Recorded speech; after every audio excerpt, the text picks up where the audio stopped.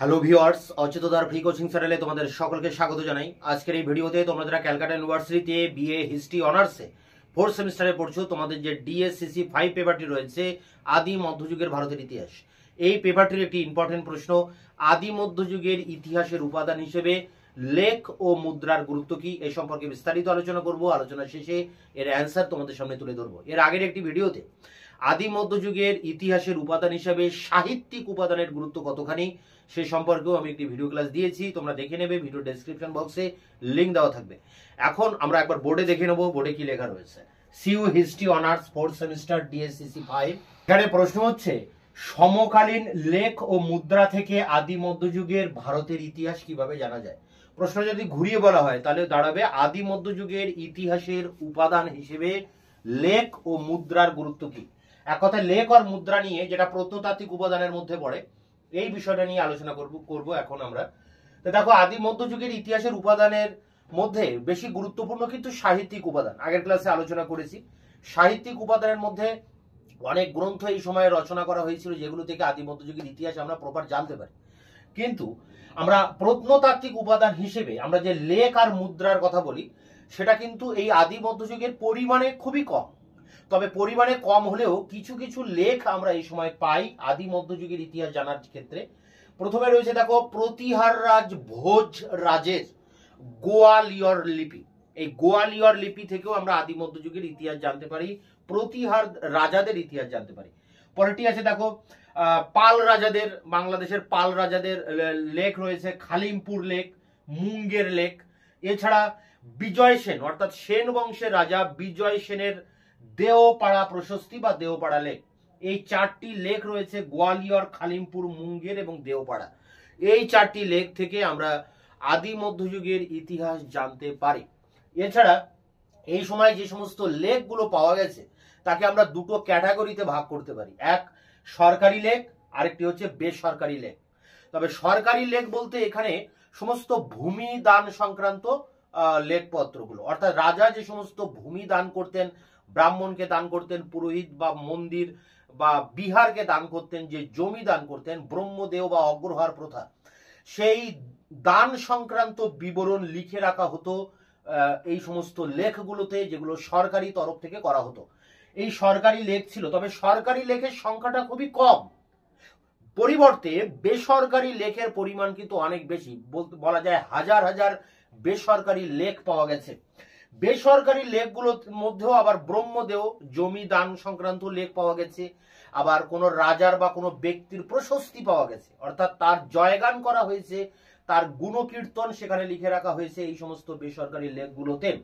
এছাড়া বেসরকারি লেখগুলো থেকেও আমরা ধর্ম সম্পর্কে জানতে পারি, সেই যুগের মানুষের ধর্মবিশ্বাস, ধর্মের আচরণ এবং ধর্মের বিভিন্ন নিয়ম নীতি ইত্যাদি বিষয়ে আমরা জানতে পারি এই সমস্ত বেসরকারি লেখগুলো থেকে।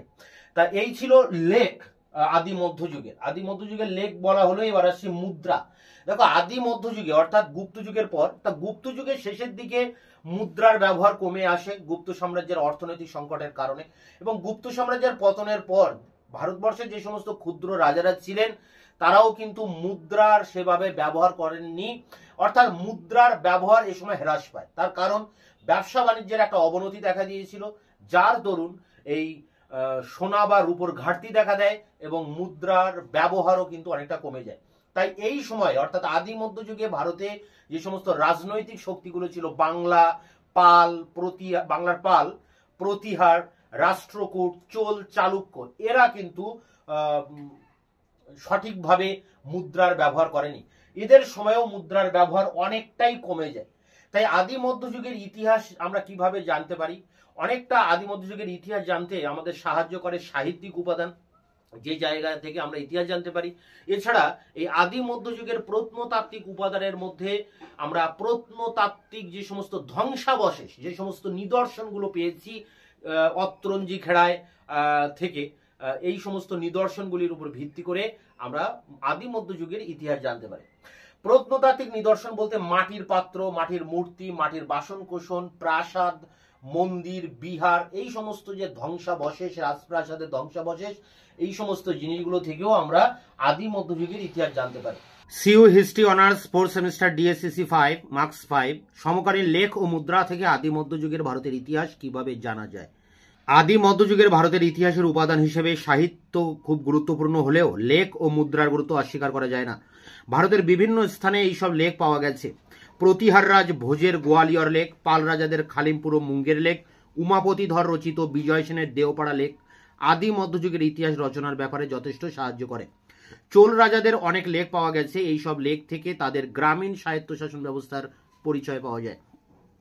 আদি মধ্যযুগে সাধারণত দুই রকমের লেখ পাওয়া গেছে, সরকারি এবং বেসরকারি। সরকারি লেখগুলোর বেশিরভাগ ভূমিদান সংক্রান্ত। লেখের প্রথম অংশ হলো প্রশস্তি এবং এই অংশে রাজার নাম, বংশ, রাজ্যের আয়তন ইত্যাদি তথ্য পাওয়া যায়। ভূমিদান অংশে ভূমির পরিমাণ, মূল্য এবং ভূমি ব্যবস্থার কথাও জানা যায়।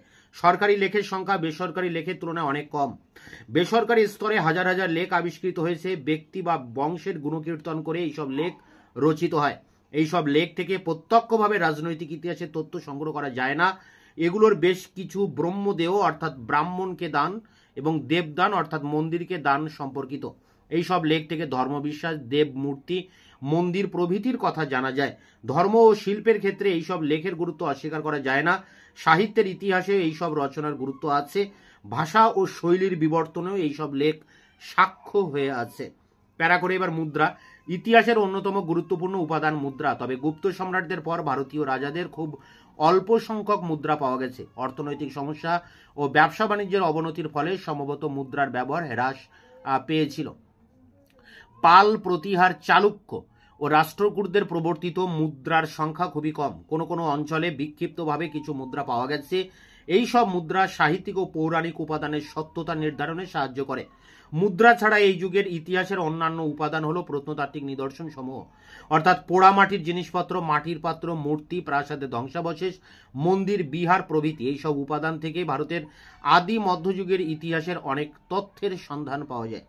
তো এই ছিল আদি মধ্যযুগের লেখ ও মুদ্রা থেকে কিভাবে ইতিহাস জানা যায় বা ইতিহাসের উপাদান হিসেবে লেখ ও মুদ্রার গুরুত্ব কতখানি, সেই প্রশ্নের উত্তর তোমাদের সামনে আলোচনা করলাম। তোমরা এটি সংগ্রহ করে পরীক্ষার প্রস্তুতি নাও। দেখা হচ্ছে অন্য ভিডিও ক্লাসে। ততক্ষণে তোমরা চ্যানেলকে সাবস্ক্রাইব করে রাখবে, বন্ধুদের কাছে শেয়ার করবে এবং ভিডিওটি ভালো লাগলে অবশ্যই একটা লাইক দেবে।